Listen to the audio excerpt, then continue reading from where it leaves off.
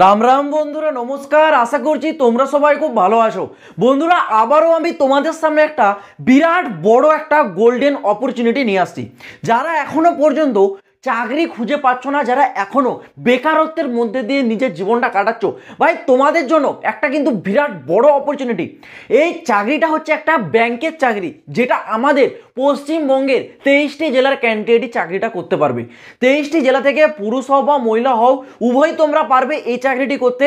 কারণ এখানে সবথেকে বড় প্লাস পয়েন্ট কি জানো? প্লাস পয়েন্ট হচ্ছে এই চাকরিটাতে কোনো প্রকার তোমাদের লিখিত পরীক্ষা হবে না। হ্যাঁ বন্ধুরা, ঠিকই শুনেছো, নো এক্সাম, কোনো পরীক্ষা হবে না। ইন্টারভিউর মাধ্যমে একেবারে সরাসরি নিয়োগ করানো হচ্ছে। নিয়োগটা কে করাচ্ছে? না, এইচডিএফসি ব্যাংকের তরফ থেকে।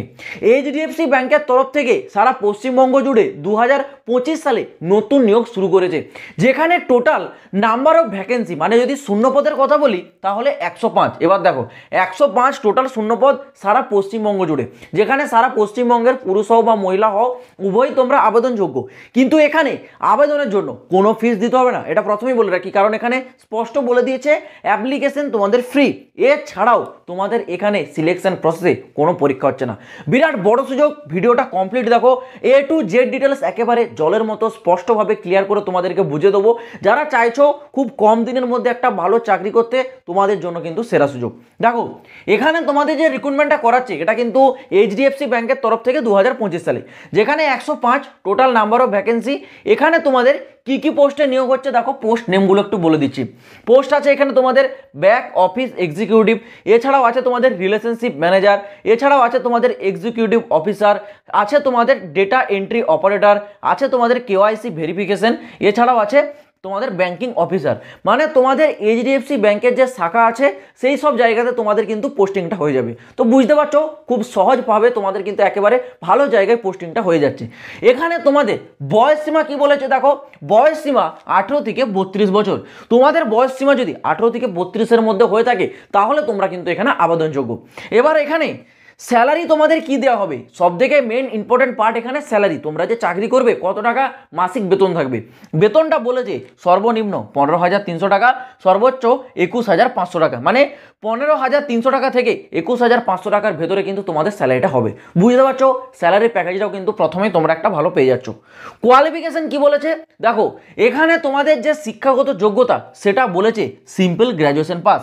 মানে তোমরা যারা স্নাতকোত্তর হয়ে এসেছো বা যারা গ্র্যাজুয়েশন পাস করে নিয়েছো, যে কোনো বোর্ড থেকে, যে কোনো শাখায়, যে কোনো স্ট্রিমে, যদি গ্র্যাজুয়েশনটুকু তোমাদের পাস করা থাকে, অনায়াসে তোমরা ফর্মটা আবেদন করতে পারবে। এই গেল তোমাদের শিক্ষাগত যোগ্যতা। এবার আছে তোমাদের এখানে ইম্পর্টেন্ট একটা পার্ট, সিলেকশন প্রসেস বা নিয়োগ প্রক্রিয়া, যেটা তোমাদের সব থেকে এই রিক্রুটমেন্টের একটা ইন্টারেস্টিং পার্ট। কি ইন্টারেস্টিং আছে না, এখানে নিয়োগ প্রক্রিয়া বা সিলেকশন প্রসেসে বলেছে নো এক্সাম। ভাই কোনো পরীক্ষা দিতে হবে না, নো এক্সাম, কোনো পরীক্ষা দিতে হচ্ছে না। সরাসরি তোমাদের একটা ইন্টারভিউ হবে। ইন্টারভিউটা তোমাদেরকে গিয়ে একেবারে একটা লোকেশন দেওয়া হবে, সেখানে গিয়ে তোমাদের ইন্টারভিউটা দিতে হবে।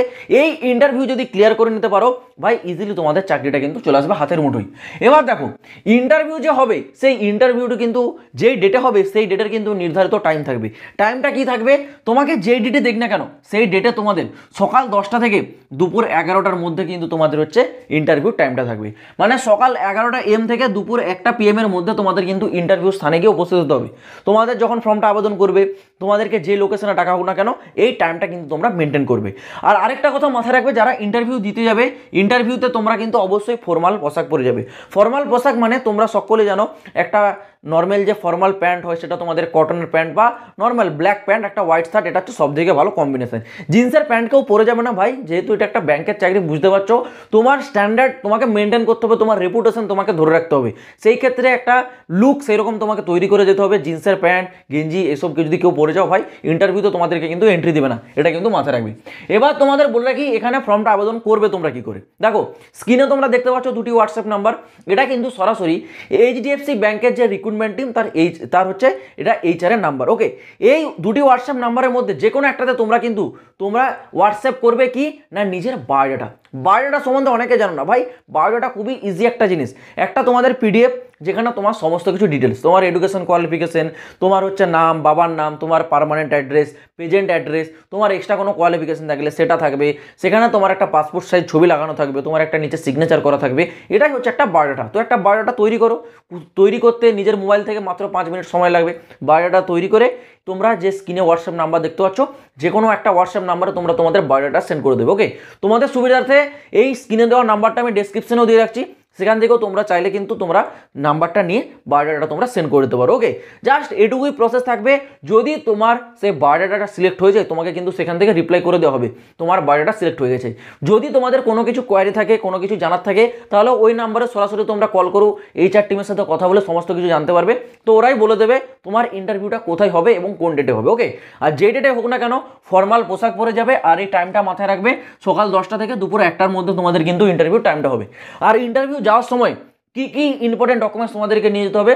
ইম্পর্টেন্ট ডকুমেন্টস বলেছে date of birth proof. Date of birth proof কি?